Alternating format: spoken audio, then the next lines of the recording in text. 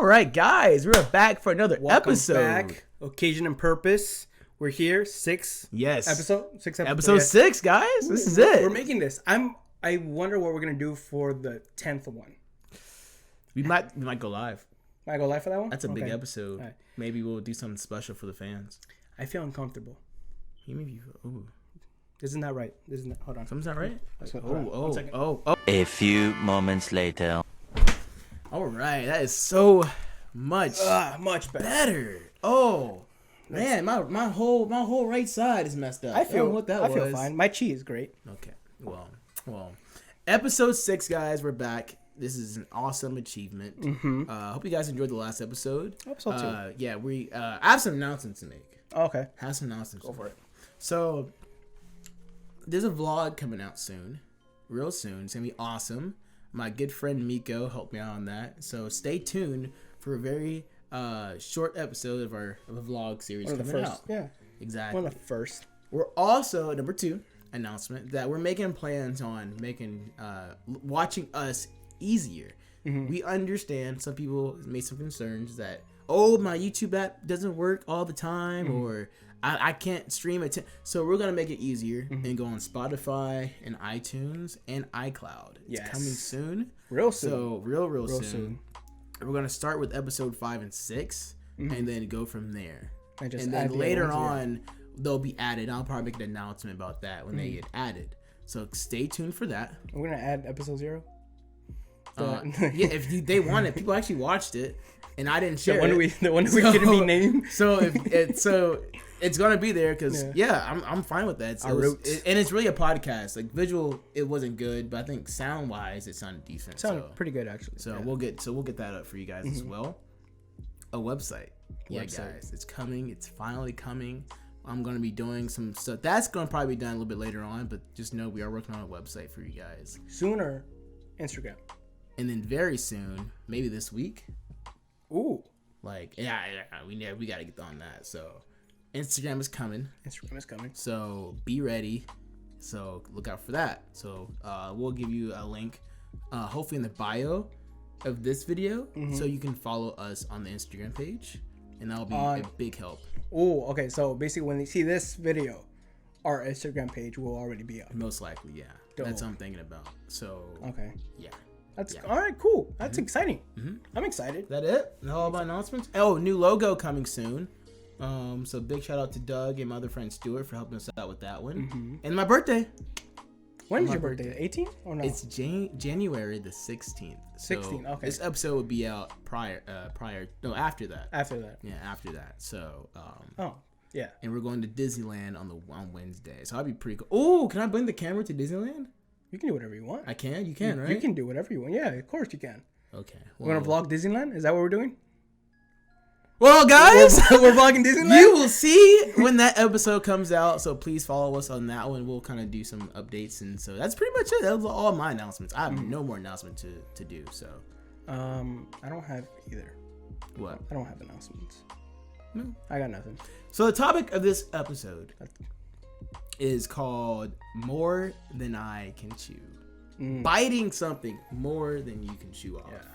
Yeah. Doug approached me recently and was like, "What do you do?" Like not. I don't think it's him personally. It was just he just gave me a topic like as a discussion. Kind of personally, but yes. I thought it was kind of personal, but also at the same time, very much of a good topic to discuss. Of like what happens when you bite off more than you can chew. What is the outcomes? Like what do you do? And stuff like that. So yeah, let's talk about that. Okay, let's talk. That. So I'll start this day off like this. I woke up this morning and I was watching this Disney documentary about how he purchased Disney World, and that kind of intrigued me because listen, about this topic, me personally, I don't believe that there's a certain way or there's some type of limit to how far you can reach. If you set your mind to it, I believe you can do anything you want. How radical it is. Now there are some limitations to that. You know, if you're 5 years old and you want to be a skydiver, that probably won't happen. You know what I'm saying? It has to be in the boundaries of realism. So it's more of a like you can't do it. More of a you can't do it just yet. In some cases, yeah. In some cases, yes. In many cases, you can. You can, no matter what you can do. I'm just saying that sometimes things limit you. Oh, I want to be able to breathe in outer space. That cannot happen. All right, you have a spacesuit and you can breathe, but you can't literally breathe. It's not possible. So there's some things that do limit us, but plenty of things that are possible, that are literally possible. No matter where you come from, no matter what color you are, no matter what financial situation you're in, you can still do the things that you need to. I believe that you can do it. So there's some constraints with that quote from me. For me personally, give me an example. As in what? As in biting something more. You feel like biting more than you can chew. Like, what's a good example? A good example is it could be just from work, like you getting up, wanting to get a promotion, but you not really knowing what to expect. But then you have that promotion. You're the manager. You're this. You are now in charge of this. Yeah. And you were not ready for it. Okay. So now you just kind of like, you have this a mountain of things that you have to do now, and you were not prepared for it at all. Now you have this mouthful, and now you have to present. That makes sense. Yeah. That makes sense. About that, I'll say two things about this. You won't be ready. You're not going to be ready. There's going to be a lot of difficulties that will come when you, especially in a job where you move up in management. Like if it's something that, oh man, that's probably like science heavy, know, and like you're going to be the guy that leads a team of biologists. That's got to be scary for you, especially coming from a place where like, okay, like I've learned it, I feel confident, but for me to teach a team and lead a team and to be on top of daily tasks and meet goals, that's hard. Yes. That's not something, I don't know if I'm ready for, because people have different personalities and I have to manage all that. How can I do that? That's something that takes time in working at. The fact that you were chosen, number one, should already kind of give you a confidence boost. Number two, your mindset has to change. Like I became a crew leader at work. It took me a while for me to actually be good at that job, because I thought, nothing would change. I just get a pay raise and that's pretty much it. But I mean, personalities around me changed. What expected of me changed. And the people that I thought were my authority became really close to me because, at the you guys are at the equal level type of thing. Exactly. Or like it's approaching, like, like I could, like the next step is your job, or the next step is this, it's kind of like, it's different. It's a different type of ball game. Well, that's how I felt when I got my promotion. And I use air quotes on promotion because I never got the promotion because, oh, Doug is a great worker, we should give it to him. I got it out of sheer dumb luck. It was pretty much someone else messed up, and I was like, if you guys need someone, I'll take it. Yeah. Type of thing. It's like, I even told them, it's like, I'll run it the way I think should be run. I have no clue how to do this. I don't have any experience in managing people at all. Yeah. But I'll do it the way I think it should be done. Do it for a week or two. If you don't like the way I do it, put me back in my position. I will gladly take the step down. Yeah. And I've been at this position for the last 2 years. And for the first like months, maybe a year, I was like, what did I get myself into? I have now more responsibilities. I'm now like, if I'm more accountable for other people now. Before it was just me. Exactly. If I messed up, it's me and then my supervisor. Now, now I get in trouble because someone else messed up, and then now it comes back to me. It's like, why didn't I do something? But that's also that's the point of experiencing something, in my opinion. Like you might not like management, and it might not be your calling. I don't think we talked about success earlier. I know a forward progression means success in some people, but at the same time, if you don't like management, then management is not your calling. Yeah. And sometimes taking a step back in a position that you don't feel comfortable at does not mean that's a setback in your life. Yeah. It just means that you're being smart and you don't want that pressure. Yeah. Because you can still make more money by not being a manager or something like that. When you go into management, stress levels go up, expectancies go up. That's different. That's just how that works. But that's up to the person. And I don't feel like you should be punished if that's not what you want to do. Especially when you tried it. Especially when you tried it. I just took the position. I was like, I'll see the way I can do it. I was like, do not blame me if it goes wrong, because I have no prior experience about this, but I'll see what I can do. And like I said, the first while, I had no clue what I was doing. But it's that biting more than you can chew. When I think of biting more than you can chew, I feel a failure. Well, not necessarily. I wouldn't say it's a failure, because I did technically bit off more than I can chew. I kind of was like, if no one else would do it, I would do it. That's kind of my mindset always. If no one would do it, I'll do it because it needs to get done, type of thing. Exactly. Someone needs to be. But that's the point of biting more than you can chew. You have to at least try it. Biting more than you can chew is not a bad thing. Yeah. Okay. For example, I played football. So did I. Yeah, barely. I played football. I forget you play football. You better play football. My size. Your size. You better play football. So my brother was a star athlete, and I felt like eventually I gotta just try this out. You know, it's expected of me, right? So I played football my freshman year. It was a cool experience, but I bit off more than I could chew. I'll never forget it. I was doing these like drills where like I was a cornerback, a DB, and the drill was like one person runs sideways like diagonally, and one person hits you to practice your hitting. So here I come as a freshman, skinny freshman. You're tiny. You're tiny now. I go running, this big senior, not gonna list no names, comes up and just knocks me silly. And I don't think he hit me that. I don't think he knew he hit me that hard, but I saw stars. And I was like, that's when I knew that day. I was in an astral plane. I'm ready to go. Like I'm like I can quit and be okay. I put up more than I can chew. Like, you know what? And I tried it. I don't want to do this. Exactly. It's like, this is not for me. So to me, that was biting more than I could chew, but that was not a punishment. It was like, you have to at least try it. You won't never know a situation until you go and just try to wing it, you know? You know, this is how I feel. Yeah. Because what if you choke? What if you choke? Yeah. What do you mean by that? Like, what if I just... You bit off more than you chew and now you choked. I'm not... You gotta be like, hey, so I'm not an introvert. That's the thing with me. I'm an extrovert when I want to be. So I can be introverted. Sometimes I cannot talk, but at the same time, if it's required me to go off my comfort zone, like, and people are expecting me to at this point in my life, I will. I'm not that person. My brother is a very shy person, so he's very quiet about his like actions and like how he speaks. He's just and he's opposite of me in that way. I'm gonna tell you how it is. If I'm not happy, I know. And I'm gonna tell you. Believe me, I know. Exactly. Jerry knows. Kevin knows. That's just who I am. I get it from probably my grandmother, because my grandmother has no filter. So I think I got that from her, but in a very good way, in a loving way. I try to do it in a loving way. I try to be. Crazy. Remember the conversation we had last night? Yeah, that happens. That happens. The thing is. And here's the thing, I wasn't mad. Okay. The entire time. But then you called me, it's like, hey, I'm sorry. I'm just like, dude, I wasn't even mad. I have to make sure. Sometimes I can be very aggressive. Yeah. And I try not to be. And the thing is, I know that about you. That's why I didn't I'm like, it's just Josh. It's Josh being Josh. And I get that. Yeah. That's why, it's hard to be my friend, guys. Yeah. but like biting off more than you can chew. That's the whole point. Let's put it this way.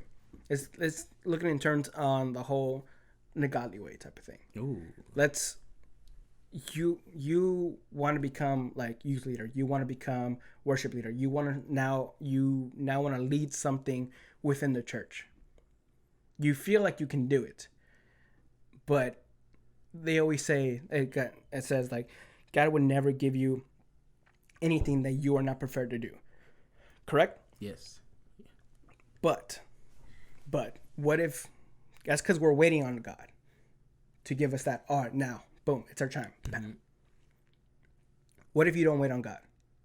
What if you do it on your own will, on your own choice, and you kind of force it to be that way? Now you have it. Now you're like, oh, let me backpedal for this. This is the problem in most people, though, that they say that I want to wait till God gives me that direction, but then they spend their whole life waiting and don't do anything about it. You know, and at the same time, God calls you to be bold. God does call you to be radical. He does call you to lead, to step up to the plate when I don't give you. There's opportunities where God will literally hand it to you. There's times where he wants you to act, and then I will work with that situation. You know, so it's a balance at that point. Like, you know, I don't go out and just say, oh, I'm ready to go buy my own house. I'm ready to go buy myself my own car. I'm ready to go buy, go move. I'm ready to just do blah, blah, blah. And that's rushing the process when God has already given you enough. Yeah. You know, you have to figure out areas in your life that you know you can improve upon that's within your reach.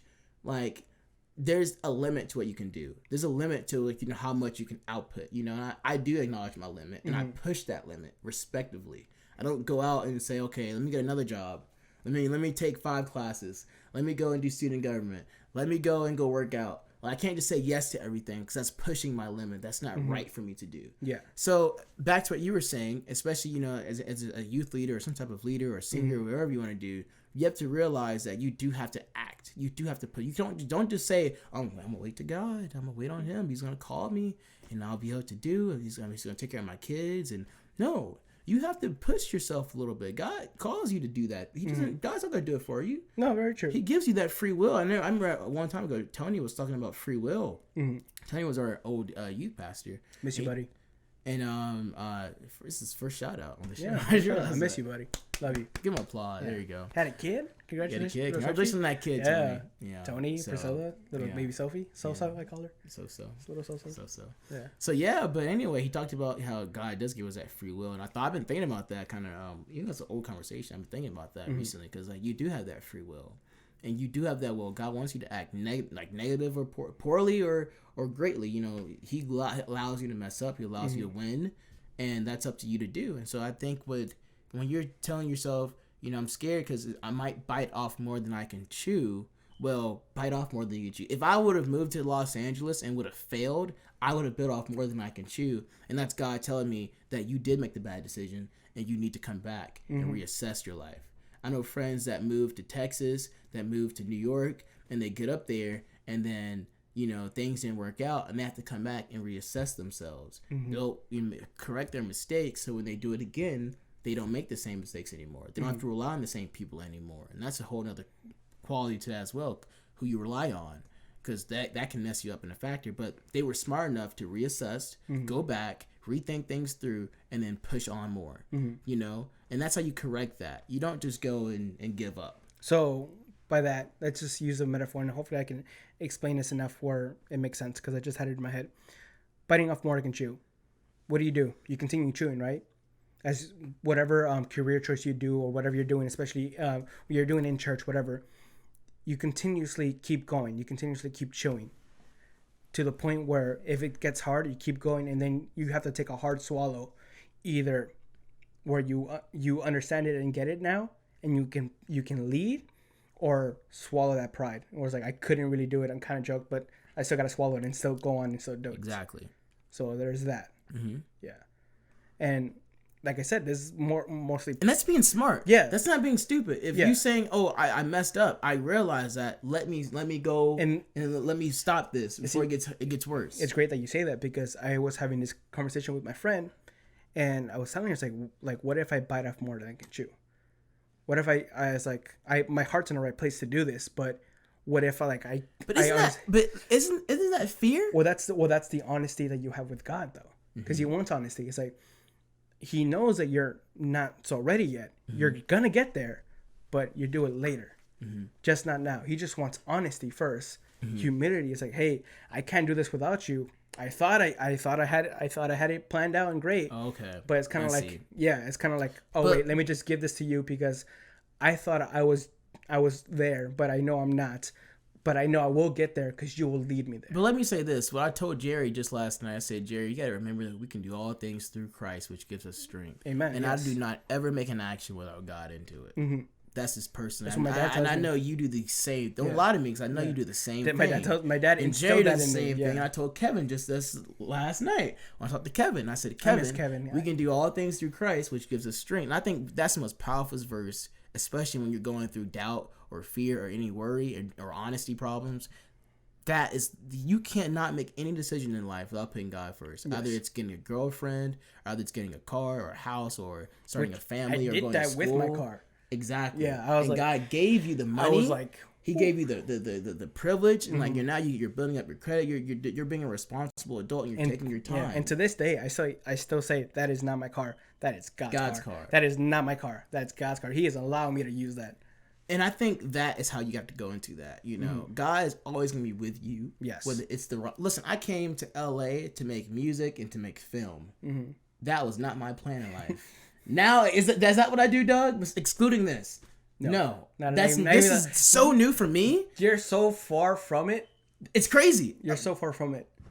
When you first came here, yes, because when I first met you, you were doing you were doing like videos and stuff already. You were doing another podcast. You were doing like movie reviews and stuff. Yeah, like I was doing totally different stuff. Second place that you were at. Not in Burbank. It was the second place. The second place. Yeah, that's when you're doing. And that's when we kind of got together and did that and stuff. collaborated a little bit. Yeah, we did our. I did my spoken word. We just became really good friends after that. And then, but you were still more focused on academia and all that stuff that you were doing. Like after that, it took off. I just got an email from Doug. I emailed him. Who? Marshall? Dr. Marshall. Hey, I have to read it. I haven't read it yet. How's he doing? I haven't read it yet. Oh yeah, right. My bad. But I know I saw him in person, so he's doing. He looks like he's doing good. Or the same. He has a beard. Yeah, he has a beard. Yeah, he didn't shave. I would notice. I'm like, beautiful beard. It's very elegant. His voice is very elegant too. Very peaceful man. You should send this video to him. My astronomy teacher. Yes. My astronomy teacher too. Our astronomy teacher. Everybody. Jerry's too. Y'all meet Jerry. His astronomy teacher.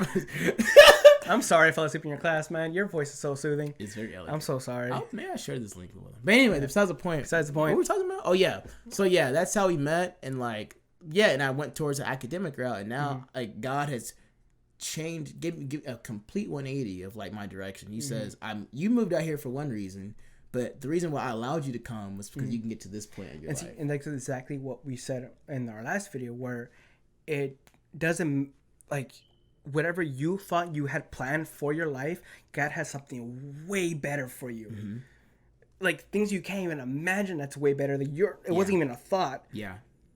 It's gonna happen. Why? Because ultimately he's still a father and he provides for his children. Exactly. So he knows, our parents know what's good for us. Yeah. And they want to provide for us. Yeah. What more better than the guy that made us? And also, just to elaborate on that, like you said, parents, like use somebody. If it's not your parents, use somebody, and usually it's a parent, like a dad or a mom or somebody or a brother. Use somebody that you can trust to like allow them. Like if I need somebody's opinion, I can go to Doug and know like, okay, maybe I'm making the wrong choice. Maybe he'll give me a red flag and say, oh Josh, maybe you shouldn't. Yeah, I don't know about all that. You know, maybe you should think that twice. You know. Because I can trust Doug's opinion. I know he's not out to get me in some way. He's gonna tell me something that's pretty honest, you know, and that makes sense with my life. Encouraging words. I want to help with my friends. I want to make sure they're doing okay, like mentally. So our parents. So our parents. So maybe go to your parents and see what they say. I don't know. You know, they might give you something. They might say I like it. Sometimes it's not always good to go by what your parents say, but sometimes if it's like this, I want to like moving in as management. Hey, Dad, I'm thinking about going into management at my new job. How do you think about that? Because they know your life pretty well. Oh yeah, you do this and this. There's time. Yeah, and they also know your also your background, but their background as well. It's like, oh yeah, your uncle or whatever did that. Yeah, your grandpa. Uncle Earl. Yeah, you remember Uncle Earl? Yeah, because here's the thing that my dad told me, because this is what he told me. This is before I was maybe a week or two into my management like career wise. Yeah. Was like my dad told me, you are never meant to be just one of the employees. You're meant to lead people. Yeah. And this is what he told me, because every one of like his lineage never just was a basic employee. They always moved up in the chain. It was just innate for them. It just always happened. My grandpa, all my uncles, they're all just like, they weren't just employees. They became management. They became leaders. They became someone that owned stuff. They use their job to elevate, to make themselves a better person. Yeah, exactly. And didn't matter what they were doing, they always went to the top. They were always managers. They're always either managers or owners of their own stuff after working for a different spot. Yeah. Every single time. Yeah. So it was just like, hey, it's already there for you. You just got to take it. Yeah. So, yeah. Yeah. So, and I think that's what you were trying to say, and going to the beginning, I think, so biting off more than you can chew. I know I said it a lot, but I want to make sure. We said it a bunch of times. Even in the comments, how many times we said it. Like, you did say it a lot. We said it a lot. In the act of biting more than you can chew, I'm going to go back to what I said before. I think it's a mandatory in your life to bite off more than you can chew. How will you never... Because what if you succeeded? That's the point I'm trying to get at. Like, Walt Disney. Let's go back to... What'd I say? What is it? Oh, tell him. Don't tell me. Tell me. Like what? My tattoo. Hold on. See it in camera? Isn't it focus? It's a paper airplane. There you go. Just like a paper airplane. You never know how far it's going to go unless you make it and throw it. And when you do that and it doesn't go that far, what do? You don't just stop making the paper airplane. That's You continuously do it exactly. until you throw it. It's like, oh, it went back further. Let me see if I can do it better. You make it better. You add things down, and then you throw it, and it went further than you ever thought. Exactly. So you never know unless you do it. Exactly. So and that's what I believe Walt Disney did. I'm a Disney fanatic, and I watched this little small 10-minute clip today about him and how he purchased Disney World. And this man, let's say I gave you, Jerry, Kevin, like company names, like, you know, Down the Lake Company or the Boring Company. Like random names, you know. Boring Company. Yeah, Wow. I was gonna say. Wait, that's a real company. That's a real company. Yeah, I'm just giving you an example. So, what if we all went down to Alabama and bought like just land. 10 acres of land each, all under secret names, and then and then like it went back and then owned by Walt Disney, and then bam, like that's how he did Disney World. And like that's what if all that failed? Because the opening day of Disneyland was a complete disaster, but eventually it got better. And then he wanted to improve upon that, so he went to Florida and did Disney World and purchased the land and built this huge empire. And then when he died, the people next to him continued that dream and moved forward. And like that's what it's all about. If Disney didn't take that risk, Walt Disney wouldn't have Marvel Studios, wouldn't have all the animation movies that we love today, wouldn't have Pixar. Like the world would be completely different without Walt Disney doing what he did with the parks and all. And that's what he took a risk on himself. He bit off more than he can chew, and guess what? He swallowed. You know, he got all of it. He took that hard stomach. swallow and then Took a financial risk. He had to they say to everyone to do Disneyland alone.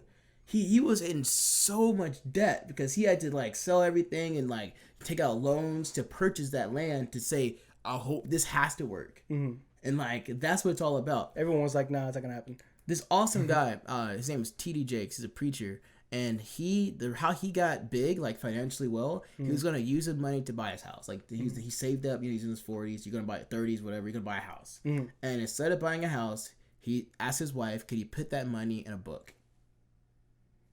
And she was like, I have so much faith in you. You're my husband. We're in this together. Let's do it.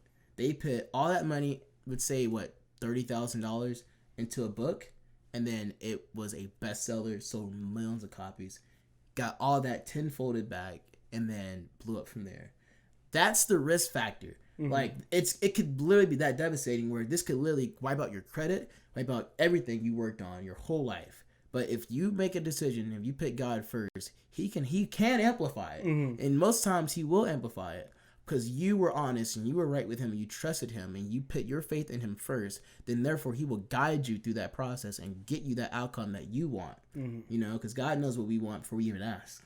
So of course he's going to help you get to that point. He's not that person, you know. And you don't have to be Christian. You could be anybody you want. You still see people succeeding because they have the right sense. They know what they're doing. Steve Jobs, look at that man, you know. Made an iPhone out of nothing, you know, like that's what you have to do. You have to envision. He made a computer. Make computers, yes. Steve Jobs, you know, like come on now. Bill Gates, like they were doing they're doing incredible things or did, you know, and that's what it takes, you know. So if you make a decision with God in mind, you can do it. I know you can. Yes. I know I can. I have a lot of things that are way bigger than what anybody in my family has dreamed, and I can't even share them because they're so huge. But I know that I can do that. It will take time. It's not going to be overnight. Of course. But if I keep up at the pace I'm going right now, I promise you, I can make this vision come true. And I'm willing to risk all I can to get to the place I want to get to. It's not about money. It's not about financial wealth. I do this because I want to be able to, I think the first episode, I've said it, but I just want to be able to help the world. We said this conversation before. I know we did. I remember having it. I want to help change the world in some way. And I believe through the things that I know personally and you know personally that we can do that. I know we can on a large scale. And that's why I do these things like this. When I don't have to. I could be right now studying for a test and taking a winter class, but I chose to do this because I feel like it is my calling in some way. My calling is also going to do astronomy and computer science work, but it's also here helping people. I can do all things through Christ, right? Amen. I'm sorry. That's the end of that tangent. So clap, guys. So clap. Yeah. We can mic drop on that one. That's it. Know, right? That's it. I need some water. Next time this episode, I'm bringing water. I think we should start having waters here. I know. We need like little waters. I want to get merchandising. 6? Dude, this is like the 6th video. already, Mark? Episode 10 is gonna be big, Doug. We gotta go all out. We'll see what you got. I have ideas for a future episode. We need to like write all this down so we can plan it up because we can do a lot of things now. I have an idea. I'm not sure how well you're gonna think about this one, but I feel like it's gonna be fun and funny. But we'll talk about this later off camera. It was off camera. But all right, this is gonna be the end for the Occasion and Purpose podcast for today. We hope you guys have a blessed day. You guys are being safe. Yes. Remember, we're getting an actual podcast thing going with Spotify, iTunes, and SoundCloud. When you guys see this, hopefully our Instagram is up already, and our website should be coming soon. And the YouTube's going to change the name. It's going to be Joshua McCall Studios. Mm-hmm. So it'll host all the podcast content we do. Mm-hmm. So it's going to change to no longer Joshua McCall. It's going to have studios at the end. Yes. And then the Instagram, we're going to be working with that. I don't know what it's going to be called. Doug's going to take the lead on that. I'll take the lead on this? I'll take it. So. I don't think I'm biting more than I can chew for that one. But, then again, have a blessed day, guys. And always remember, if you're going to do good, do good just because. Sorry, say it again. I'm sorry. If you guys are going to do good just because. If you're going to do good just because. I feel like this is my thing, and then you took it from me. You stole it. You need to have your own thing, sir. Bye. Peace, guys. Bye, guys. See you later. Lady. Whoa, whoa, whoa. She's a lady. Talking about this little lady. Whoa, whoa, whoa. Okay, that's. I thought. And the lady is mine. Okay.